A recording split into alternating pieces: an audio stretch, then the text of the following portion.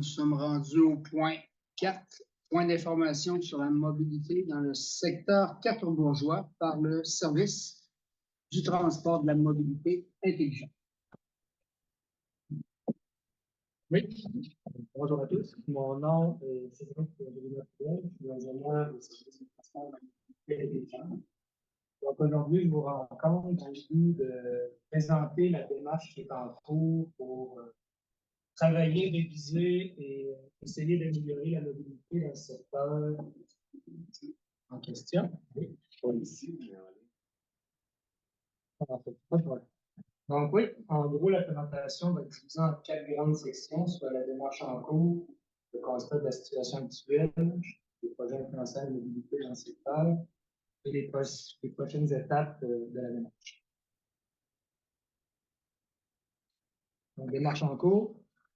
En gros, l'objectif de cette démarche-là, c'est de doter le secteur d'une offre de déplacement cohérente avec la demande actuelle et future, d'élaborer une solution durable qui prend en considération les particularités des enjeux du secteur, de permettre des déplacements efficaces et sécuritaires pour l'ensemble des usagers du réseau, peu importe le mode de déplacement.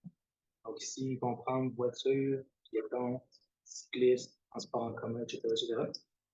Et assurer l'accessibilité au secteur résidentiel et aux générateurs de déplacement du secteur. Je rappelle ici, on a 5 domaines d'intervention sur lesquels on est capable d'agir pour améliorer les conditions de circulation. La démarche qu'on fait vise à considérer l'ensemble des domaines afin d'apporter une solution durable pour le secteur. Ce sont les actions sur l'offre de transport alternatif, on va voir ici transport en commun et transport actif, et les comportements humains qui auront un coup d'effet pour limiter l'augmentation de véhicules. Les autres secteurs ou les autres domaines d'intervention ont plus tendance à modifier l'offre sans nécessairement limiter l'augmentation de véhicules. Processus de réalisation, donc on voit ici en gros, grosso modo les 5 étapes par lesquelles la démarche va passer. Donc, identifier les besoins, identifier les enjeux, identifier les projets, évaluer l'impact des projets sur les enjeux, élaborer des scénarios permettant de combler les besoins de mobilité et réaliser techniquement le scénario. Donc, constat de la situation actuelle. Ici, on voit le secteur qui est considéré, donc de chemin Sainte-Foy à Hochelaga, nord-sud, entre les deux autoroutes du Plessis et Marie-Claude. Somme toute, ça présente 3 375 logements. En moyenne, on trouve 1,9 résidents par logement et 1,18 véhicules par logement. C'est comparable à ce qu'on trouve alentour, donc en est, en ouest, au nord et au sud. Et les logements, le nombre de véhicules par logement se situe sous la moyenne de l'agglomération québécoise. 1,31. Ouais, donc il y a un peu moins de véhicules par logement en moyenne. Le règlement de la ville, c'est combien déjà? Je ne pense pas qu'il y ait de règlement à la ville sur la possession de véhicules.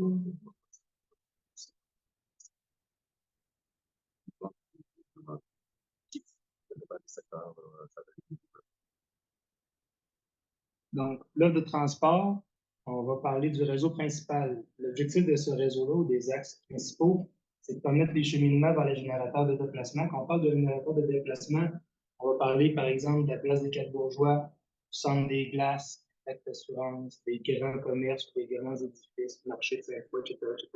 Donc, ce qui génère, en fin de compte, l'attrait que les gens vont vouloir aller faire leur magasinage, pour offrir différents moyens de déplacement sécuritaires et efficaces. Constat de la trame de rue, les axes principaux sont adéquatement liés. Donc, ce qu'on voit ici, c'est qu'il y a une quantité adéquate qui sont adéquatement reliés entre eux d'axes principaux dans le secteur. L'offre en transport réseau local. Donc, ici, on voit, juste pour clarifier un peu ce qu'on voit à l'écran, les espèces de triangles, les flèches vertes, c'est les connexions entre les rues locales et le réseau principal. Donc, le constat qu'on peut faire, c'est que les axes locaux sont faiblement liés aux axes principaux entre le chemin des Quatre-Bourgeois et le boulevard Hochelaga. Si on compare ce qui est au nord du boulevard Quatre-Bourgeois comparé à ce qui se trouve au sud, on se rend compte qu'il y a beaucoup plus de connexions est-ouest et nord-sud aux axes principaux. Les axes locaux est-ouest sont enclavés par les autoroutes. C'est une autre particularité du secteur. La proximité des deux autoroutes fait qu'il y a peu de connexions locales en est-ouest aux autoroutes. Et le peu nourri local et d'une connexion concentre les déplacements sur l'avenue du Chêneau et Wilfrid-Pelletier. Donc, c'est un peu nos deux axes qui permettent le nord-sud et relier les axes est-ouest et traverser les autoroutes. Donc, pour le secteur au sud de Cap-Bourgeois, on va remarquer une concentration de déplacements sur du Chêneau et Wilfrid-Pelletier. L'offre en transport en commun. En stade de l'offre, la desserte des axes chemin Sainte-Foy, chemin des Quatre-Bourgeois et boulevard Hochelaga demeure distance de marche de sous cette phase. Par contre, on remarque où est-ce qu'il y a des petits points d'exclamation rouges, il y a une absence de desserte de transport en commun interne des sous-secteurs. Ici, une petite remarque, les transports, les lignes de transport qui passent par les autoroutes ne sont pas représentées parce qu'ils ne desservent pas le secteur. L'offre en transport, le réseau cyclable. Les infrastructures en transport cyclable sont faibles et peu connectées. On le voit ici, par exemple, qu'on coupe au niveau de Hochelaga et qu'il n'y a pas vraiment de lien à l'intérieur des secteurs. Les possibilités de lien est-ouest sont limitées aux trois axes principaux, Sainte-Foy, Cap-Bourgeois et Hochelaga, dû à la présence des autoroutes. Demande de déplacement. Donc ici, on voit le volume journalier de véhicules sur nos principaux axes qui entourent le secteur, disons, plus au sud, qu'on constate déjà qu'un peu plus problématique. Donc, selon l'enquête origine-destination qui a été faite en 2017, on constate qu'il y a 2,7 déplacements par résident par jour en moyenne. Quand on parle d'un déplacement, ça peut être partir de chez vous, aller au Tim Hortons, ça c'est un déplacement. Ensuite, Tim Hortons, aller au travail, c'est un deuxième déplacement. Ensuite, travail, maison, troisième déplacement. Ça donne un peu une idée de ce que ça veut dire un déplacement. Les résidents représentent 48 des déplacements du secteur. Port modal sur une période de 24 heures, 70 auto-solo, 15 passagers, 8 transport en commun, 7 du transport actif. Donc, ce qu'on constate, c'est que l'auto est prédominante, est utilisé de façon prédominante dans le secteur. La demande est similaire aux autres secteurs limitrophes et les débits sont cohérents avec la présence de grands générateurs. Donc, les chiffres qu'on voit ici, de 20 000 véhicules par jour en moyenne sur Cap-Bourgeois, c'est cohérent à ce qu'on peut s'attendre pour ce type d'axe-là. Même chose pour les autres. On va essayer. Constat de la mobilité dans le secteur. Donc, un petit résumé des constats. La trame de réexistence implique l'utilisation des axes du Chêneau et Wilfrid-Pelletier pour entrer et sortir des sous-secteurs. Les infrastructures existantes des modes de transport alternatifs manquent de connectivité et rendent peu attrayants et induisent des enjeux de sécurité entre les différents types d'usagers.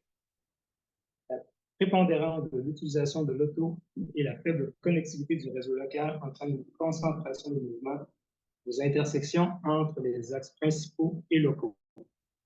L'aménagement actuel des intersections et des axes principaux rend difficile la cohabitation entre différents modes de transport.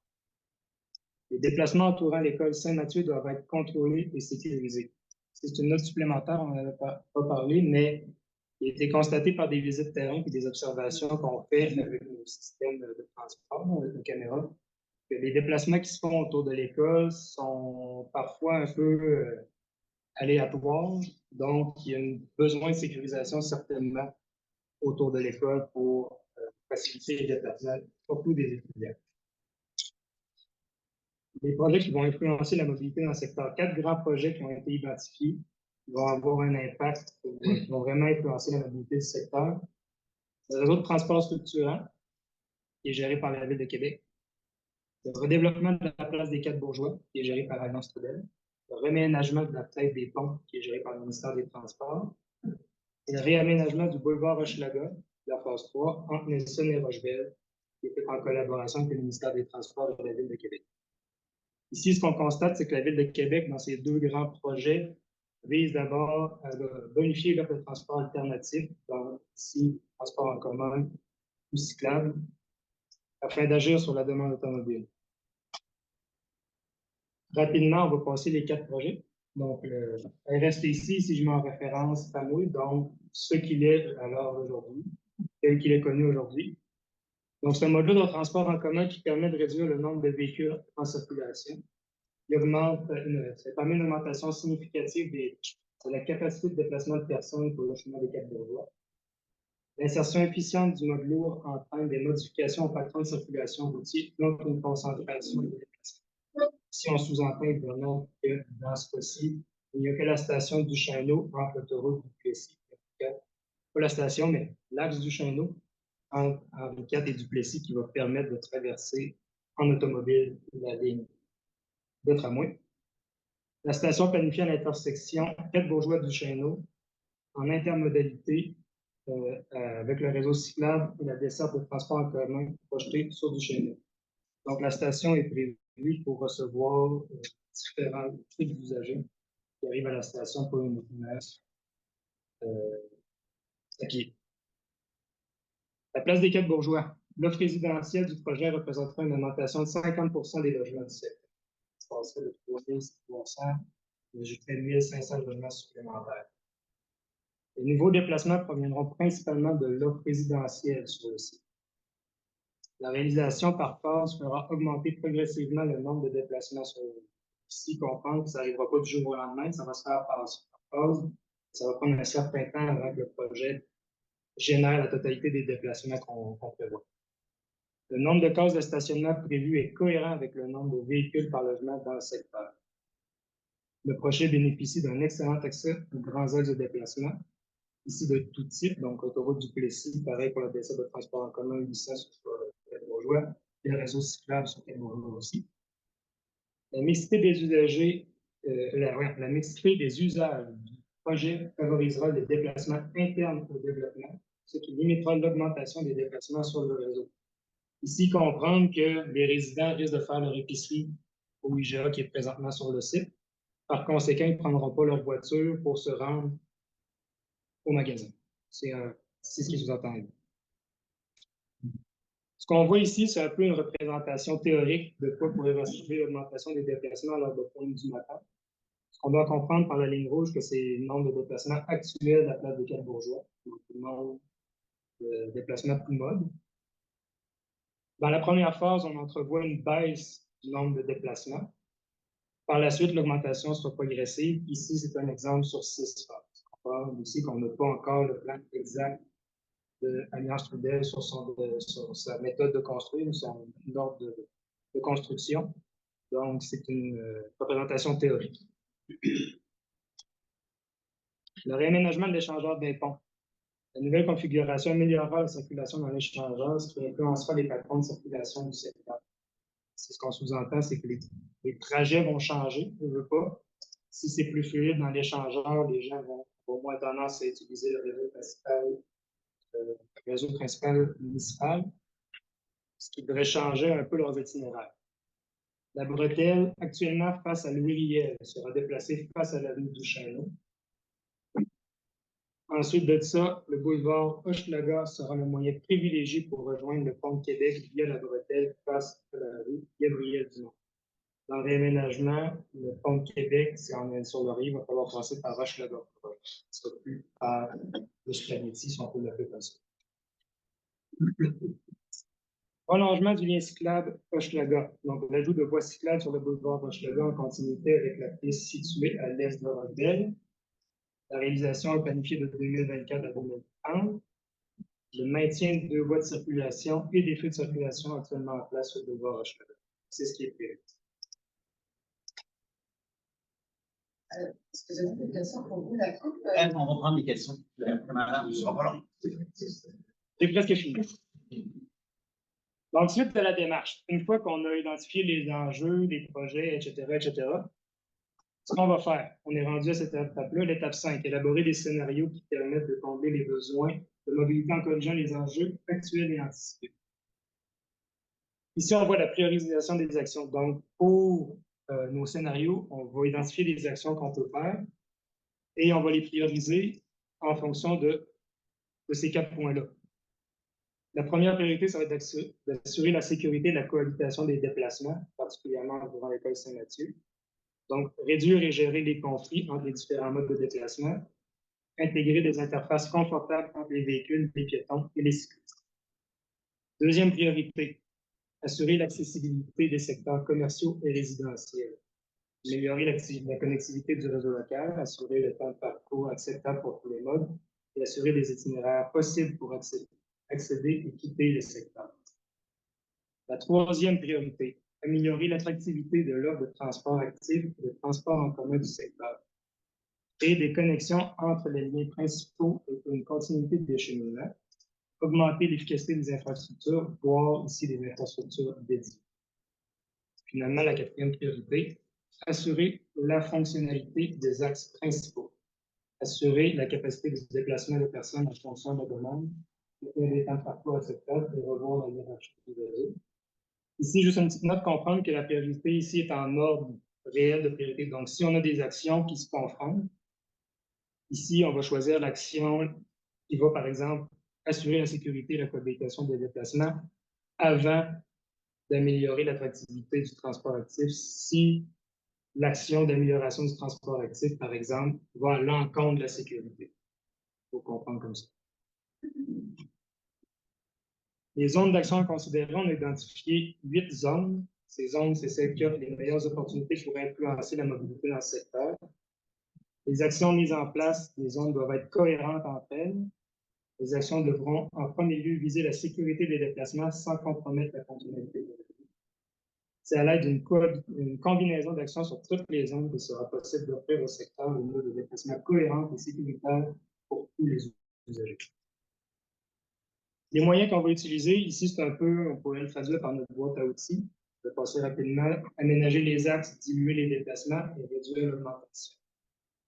Quand on parle d'aménager les axes en fonction de leur rôle, ça veut dire qu'on considère que le nombre de déplacements véhiculaires sur un axe est cohérent avec son rôle. Donc, ce qu'on va faire dans ce temps-là, c'est aménager l'axe afin d'y assurer la cohabitation entre tous les modes de déplacement.